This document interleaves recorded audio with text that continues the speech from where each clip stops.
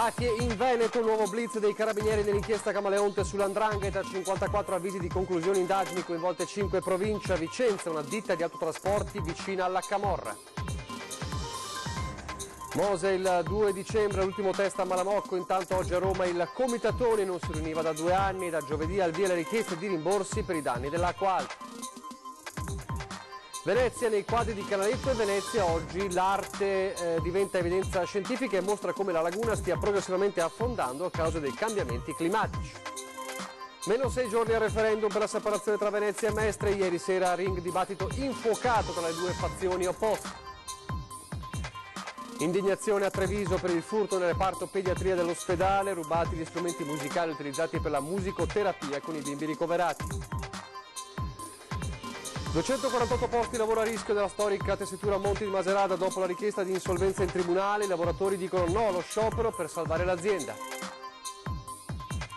Ferie e permessi regalati ai colleghi in difficoltà per la prima volta in maniera organica. Un'azienda pubblica, ETRA, ha creato un fondo ore etico solidario.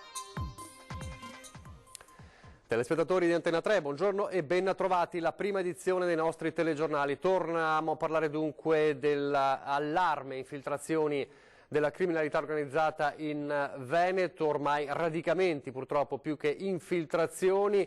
Un nuovo blitz dei carabinieri della Procura Distrettuale Antimafia di Venezia. Si torna a parlare dell'operazione Camaleonte sulla 'ndrangheta, ci sono nuovi indagati, ci dice tutto perché sta seguendo per noi questa inchiesta Valentina Visentin da Padova. Valentina. Buongiorno da Padova, dove i carabinieri hanno notificato 54 avvisi di conclusione di indagini preliminari emessi dalla Procura Distrettuale Antimafia di Venezia nell'ambito dell'operazione Camaleonte, che nel marzo scorso aveva portato all'arresto di 27 persone appartenenti ad un'organizzazione criminale di matrice 'ndranghetista operante in Veneto e facente capo alla nota cosca Grande Aracri. L'arma dei carabinieri sta operando nelle province di Padova, Venezia, Vicenza, Belluno, Treviso, Reggio Emilia, Parma, Crotone, Reggio Calabria e Cosenza. Nel marzo scorso, dicevamo, l'indagine aveva portato a numerosi sequestri patrimoniali per circa 18 milioni di euro e a numerosi anche provvedimenti nei confronti di ben 39 persone, 27 arrestate e le altre indagate. Le successive indagini, coordinate sempre dalla Procura Distrettuale Antimafia di Venezia ed eseguite dai Carabinieri e dalla Finanza di Milano, hanno consentito di raccogliere nuove importanti conferme che hanno consentito così a contestare altri reati ad altri 59 indagati. Tra i 54 avvisi figurano dunque altre persone il cui coinvolgimento è emerso nel corso delle indagini. Da Padova per il momento è tutto, ulteriori aggiornamenti nelle prossime edizioni dei nostri telegiornali. Grazie a Valentina Visentina. A Vicenza invece una ditta di autotrasporti si scopre essere vicina alla Camorra.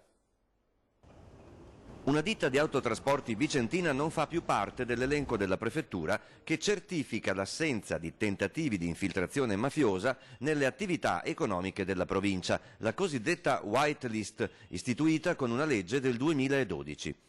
È una società con sede in via della Meccanica. Per rimanere in questo elenco dalla fedina penale mafiosa pulita occorre rinnovare ogni anno la domanda alla prefettura. Dalle indagini condotte dalla Guardia di Finanza di Vicenza è emerso però che una parte degli amministratori della società, pressoché originari tutti della provincia di Salerno, sono a vari livelli sotto processo oppure indagati dalla Procura della città campana per loro comprovati collegamenti con clan camorristici del Salernitano. Per questo motivo il prefetto di Vicenza Pietro Signoriello, rilevato il pericolo di tentativi di infiltrazione mafiosa che potrebbero condizionare le scelte e gli indirizzi della società, ha respinto la domanda di rinnovo di iscrizione dell'elenco dei fornitori, prestatori di servizi ed esecutori di lavori non soggetti a tentativi di infiltrazione mafiosa. Come conseguenza, la ditta è stata cancellata dalla white list.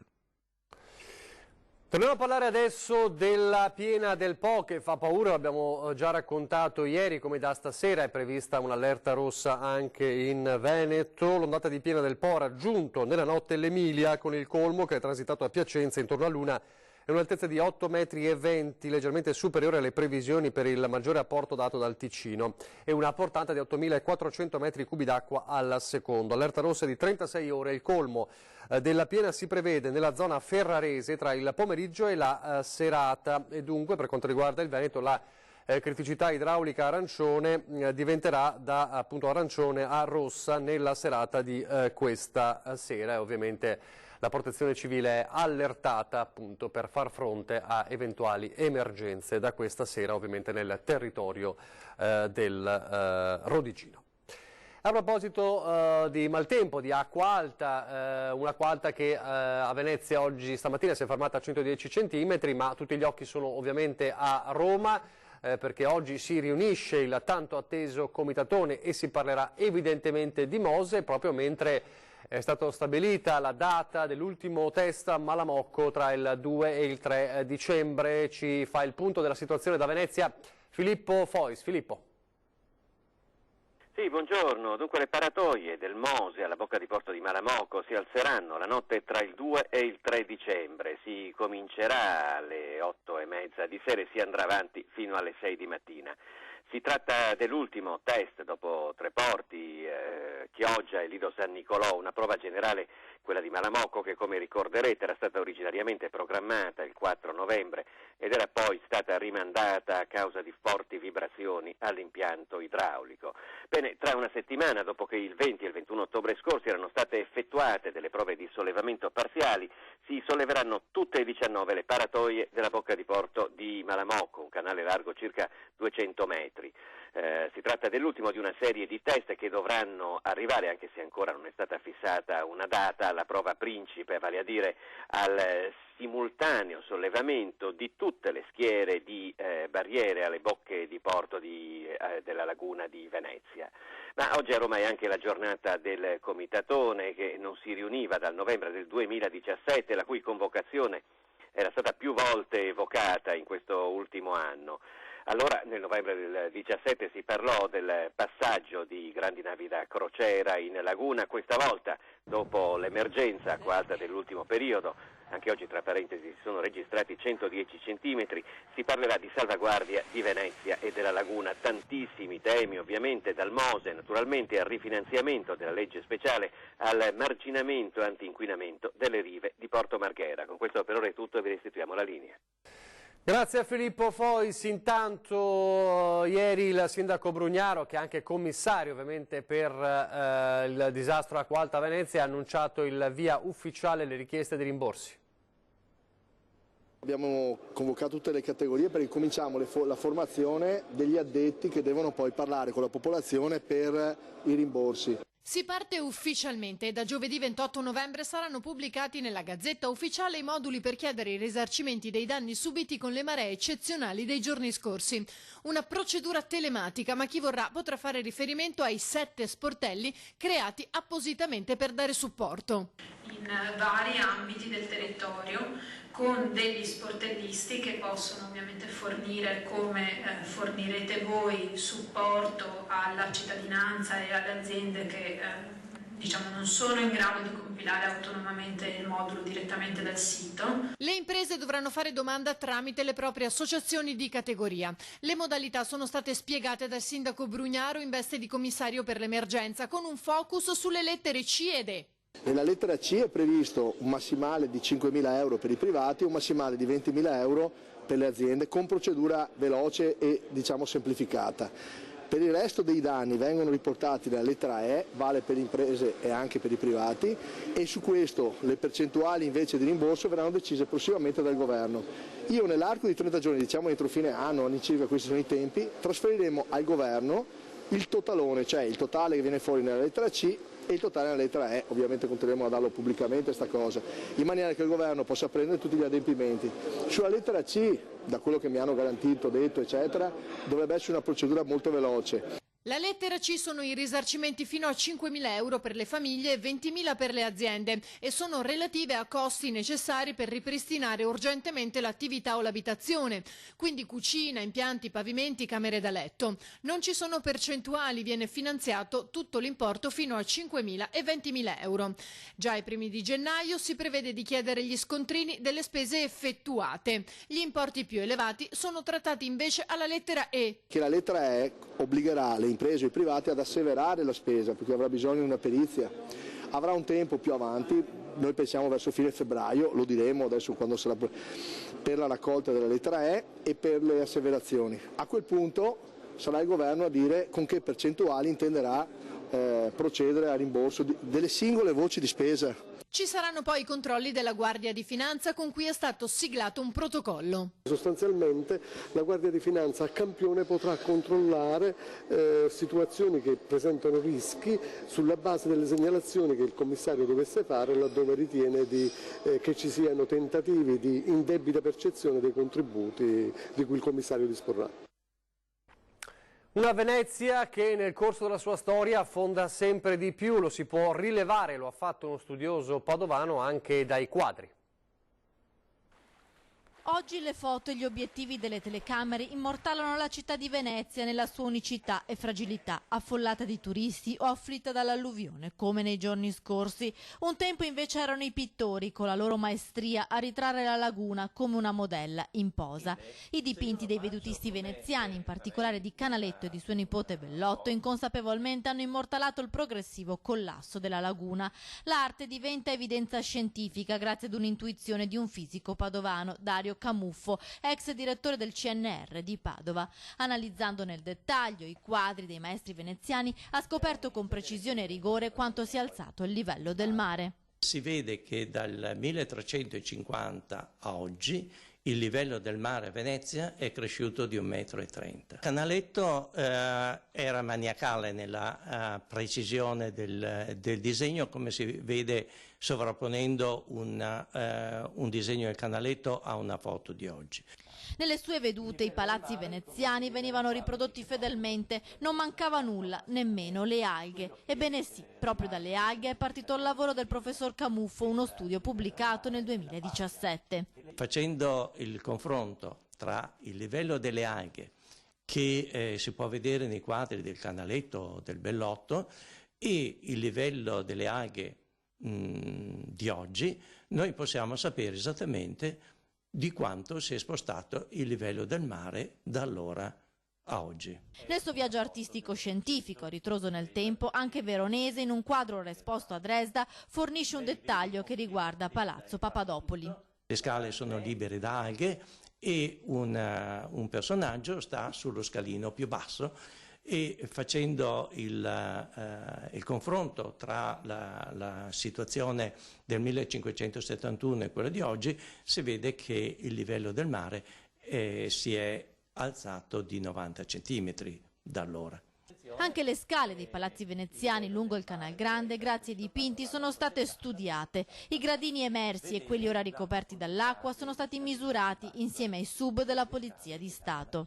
Abbiamo misurato la profondità del scalino più basso rispetto al livello del mare.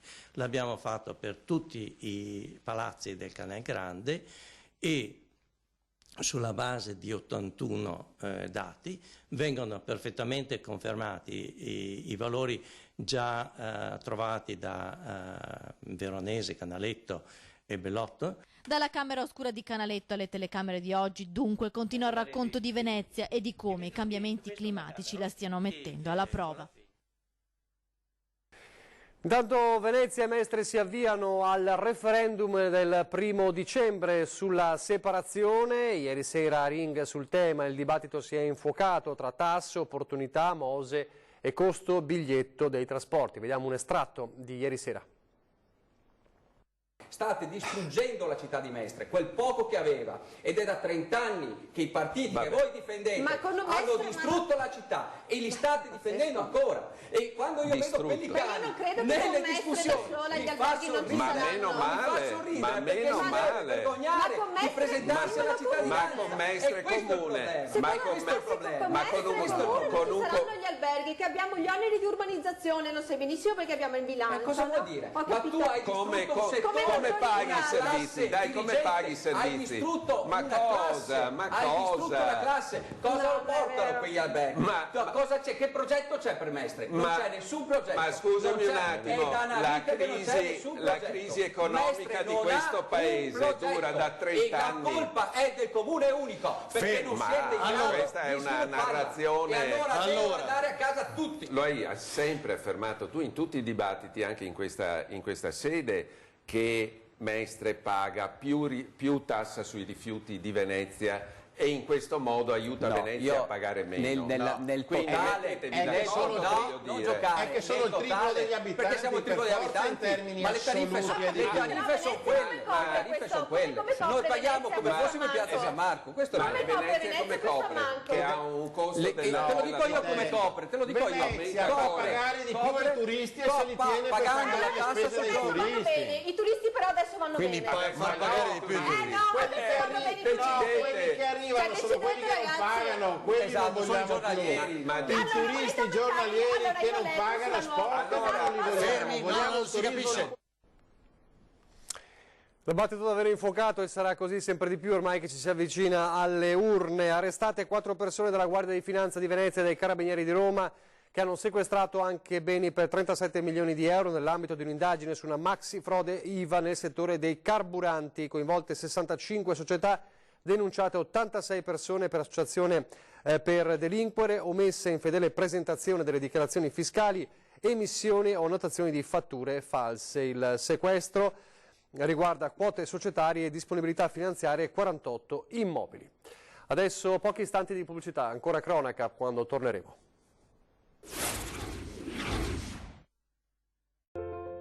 Rieccoci in studio in diretta alla prima edizione del nostro telegiornale. Ripartiamo dalla Marca trevigiana, assediata dai furti che non risparmiano nemmeno i bambini.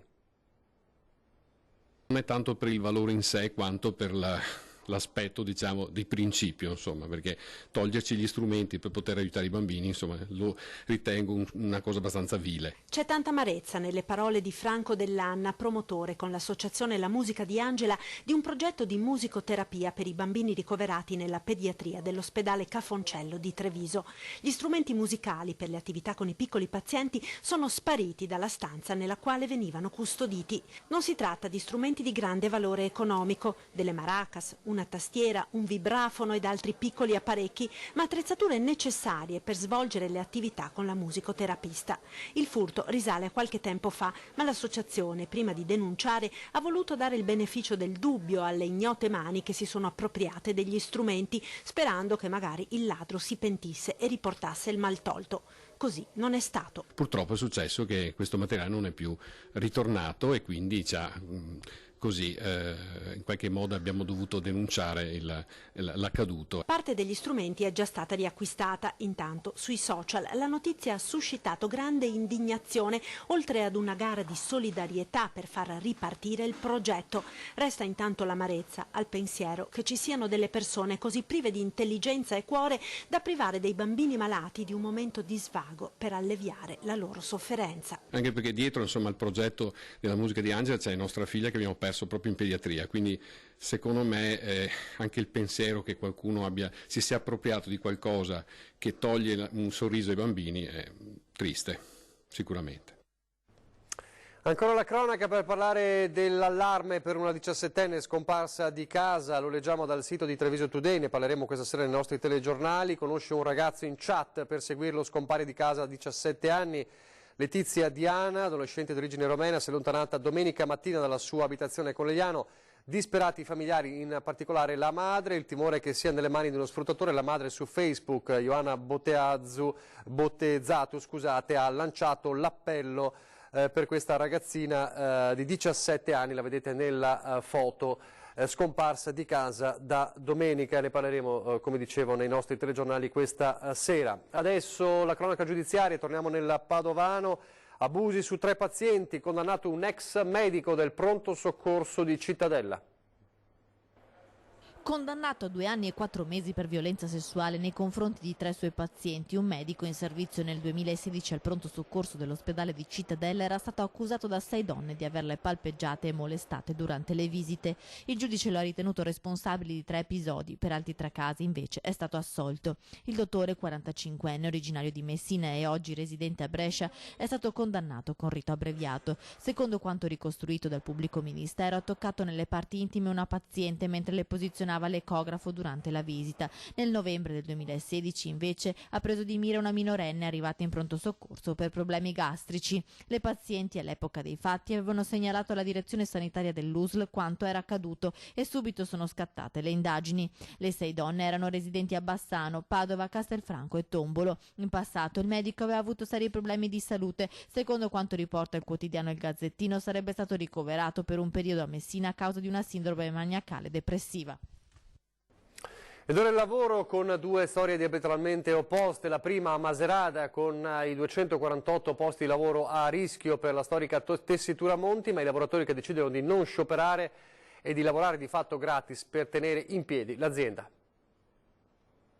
Depositata la dichiarazione di insolvenza in tribunale, inizia il calvario per i 248 dipendenti tra operai e impiegati della tessitura Monti. Dopo che l'azienda aveva fatto sapere che non si era più raggiunto l'accordo tra il fondo svizzero, l'azienda e le banche, il peso dei 50 milioni di debiti che gravano sulla famosa azienda tessile di Macerata hanno portato all'inevitabile istanza per la dichiarazione di insolvenza al Tribunale di Venezia. Gli operai riuniti in assemblea hanno deciso in maggioranza, nonostante avanzino 2 mesi e mezzo di stipendio, hanno percepito solo il 50% di settembre, di escludere ogni forma di sciopero per cercare di mantenere in vita lo stabilimento. Se tutti quanti decidiamo di smettere di lavorare da domani mattina, quello che è sicuro è che non ci sarà lavoro per nessuno. Se oggi c'è un barlume di speranza, la dobbiamo portare avanti tutti quanti assieme, perché se invece qui i lavoratori smettono di lavorare e i clienti, non credono più, agli ordinativi che hanno fatto, il rischio è che possiamo anche smettere di trovarci qui davanti, perché poi un secondo dopo è il fallimento. Sono 248 posti di lavoro che chiaramente non vorremmo perdere,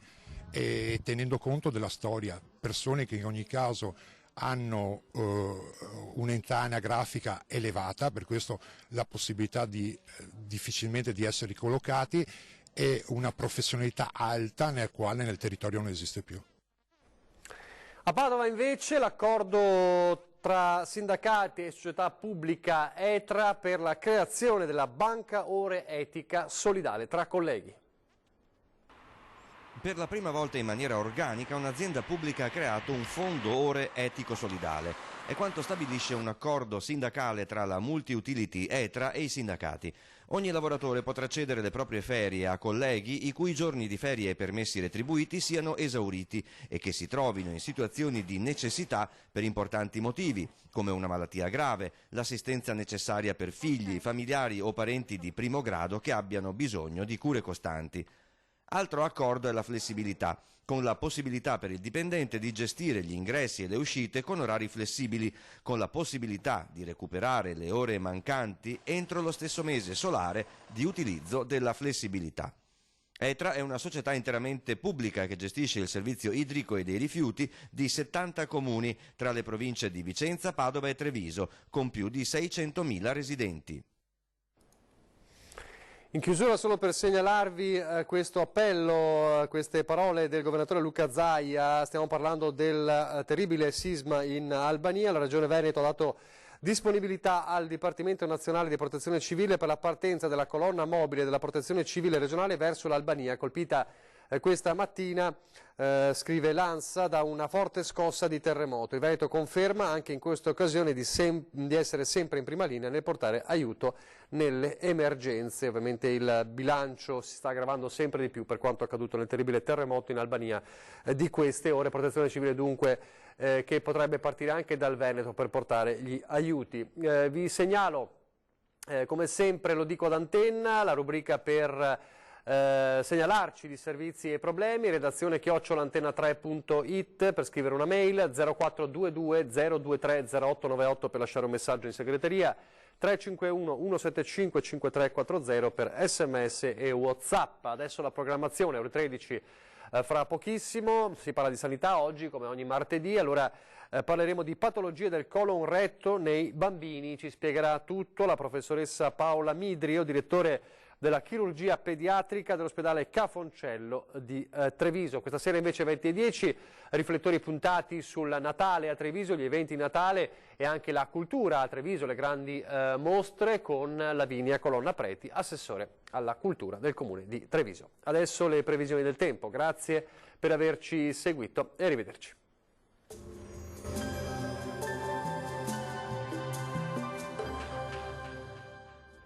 Bentrovati al meteo. Il lunedì ci ha stupito con la presenza del sole che a dire il vero mancava da un po' e la settimana proseguirà poi ancora con il bel tempo. La situazione nel dettaglio. Sul Veneto la giornata di martedì 26 novembre trascorrerà all'insegna della stabilità, ampio soleggiamento e cielo poco nuvoloso dappertutto. Da segnalare solamente qualche foschia o nebbia sulle pianure più interne, localmente anche persistente. Vediamo anche le temperature, le minime saranno comprese tra 5 e 10 gradi, le massime invece tra gli 11 e i 14 gradi. Bel tempo anche sul Friuli Venezia Giulia, con tanto sole ovunque e cielo al massimo poco nuvoloso, non sono previste piogge. Temperature minime tra 6 e 10 gradi, massime oscillanti invece tra i 12 e i 13 gradi.